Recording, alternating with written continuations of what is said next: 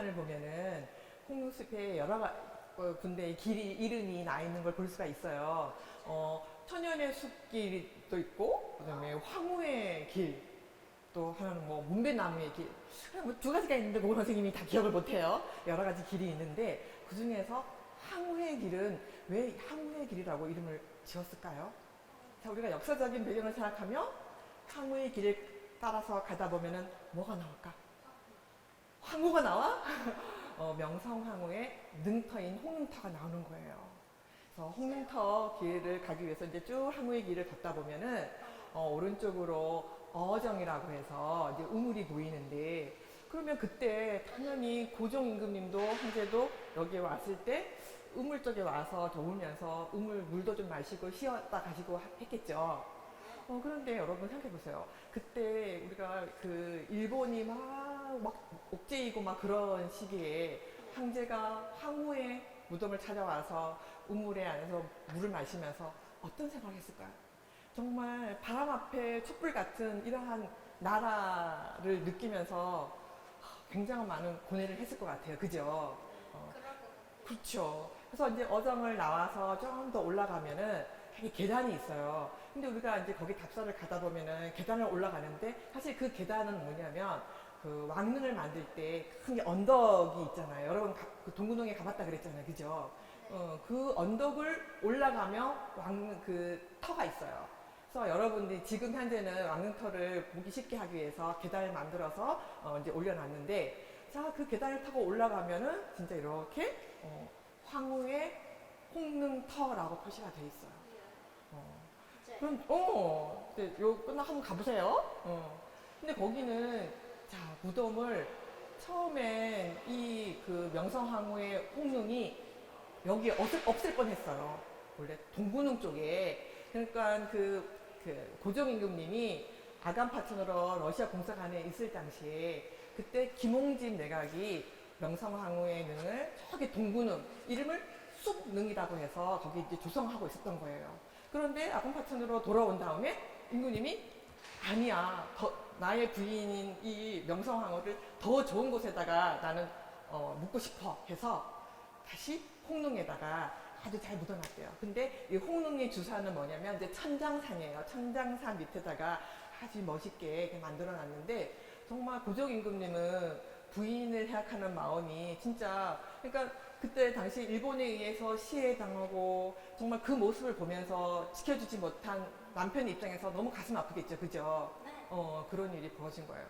자, 그런데 왜 일본이 우리의 국모인 명성황후를 시해했을까? 그냥 왕비니까? 왕비가 죽여야 되는 거 아니, 어떤 일이 벌어졌냐면, 자, 청일전쟁이라고 들어봤어요? 청나라하고 일본하고 싸웠는데, 근데 어디서 싸웠어? 청나라에서 싸웠어? 일본에서 싸웠어? 그래, 우리나라에서 싸우게 된 거야. 그런데 그 청일전쟁에 승리한 나라가 일본이었어요. 그러면 그 진나라, 졌던 그 청나라에서 전쟁 배상금을 줘야 되는데, 그 배상금을 어떤 걸 줬냐면 요동반도랑 지금 대만 있잖아요. 대만을 그 배상금으로 주게 됐대요. 그런데 이 요동반도라는 데는 러시아가 정말 침을 질질질 흘렸던 그런 그 땅이에요. 러시아 입장에서는 일본이 가져가면은 안 되잖아요. 그죠? 그래서 독일이랑 프랑스한테 싹싹싹 얘기를 해가지고서는 일본한테 땅을 다시 내놔라 이렇게 한 거예요. 그래서 이것을 우리 역사 책에서는 삼국 간섭이라고 해요. 뭐 어느 나라지 삼국이면? 러시아, 독일, 프랑스. 러시아, 독일, 프랑스가 세 나라가 일본한테 아니야, 다시 그 요동반도 다시 내놔. 이렇게 해서 다시 주게 되는 거예요. 근데 한국 땅인데 지네들이 마음대로 해도 그러니까 안타까운 일이죠. 그러니까 그 당시에 얼마나 우리나라가 힘이 약했는지를 또 알 수가 있어요. 자, 그러면은 이제 그 러시아에 의해서 그 요동반도가 다시 일본이 이제 주게 되는 거잖아요. 그죠? 그러니까 보니까 명성황후가 러시아가 아주 또 힘이 센 것 같은데 우리가 러시아랑 좀 친해져서 우리의 세력을 좀 커나가게 해야 되겠다 생각해서 그 명성황후가 러시아랑 친해지게 되는 거예요. 그러니까 일본 측에서는 어떻게 돼요?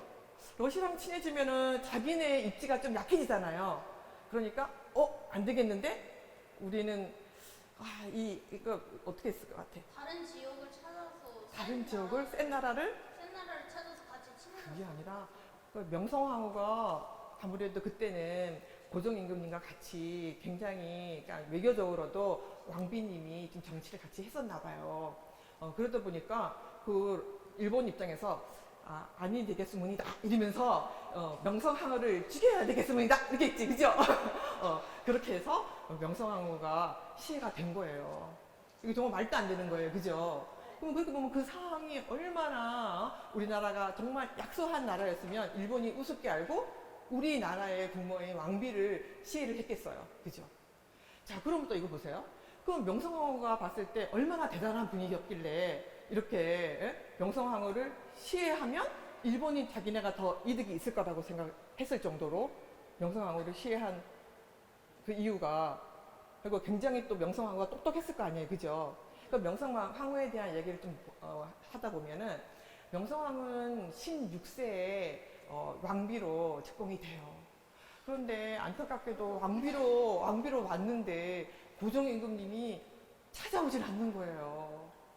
그러니까 그 긴 세월을 너무 외롭게 지내잖아요.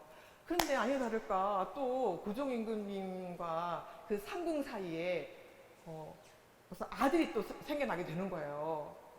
그러면 어떻게 돼? 너희들 입장에서 보면은 진짜 화가 나죠. 그러면 뭐 어떻게 할 거야? 막 가서 막 쫓아가가지고 왜 그러냐 막 이렇게 막 싸울 수 있잖아. 그치 잔소리 해야지.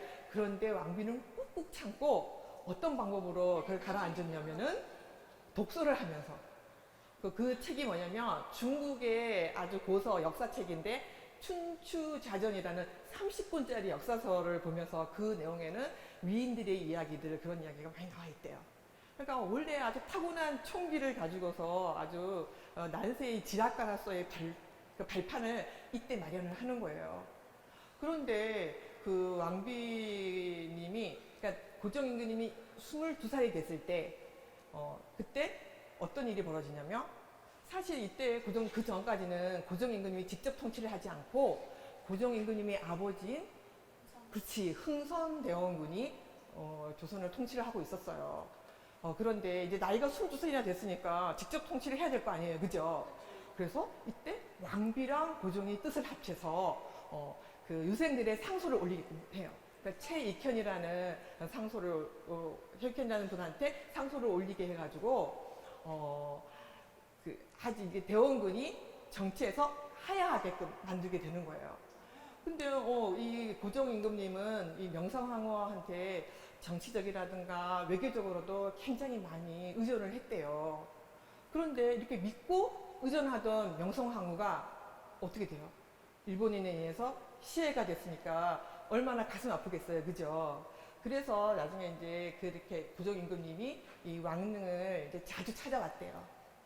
자, 그러면 여기서 고종임금님이 왕릉을 찾아올 때 어떤 교통수단을 이용해서 왔을까요?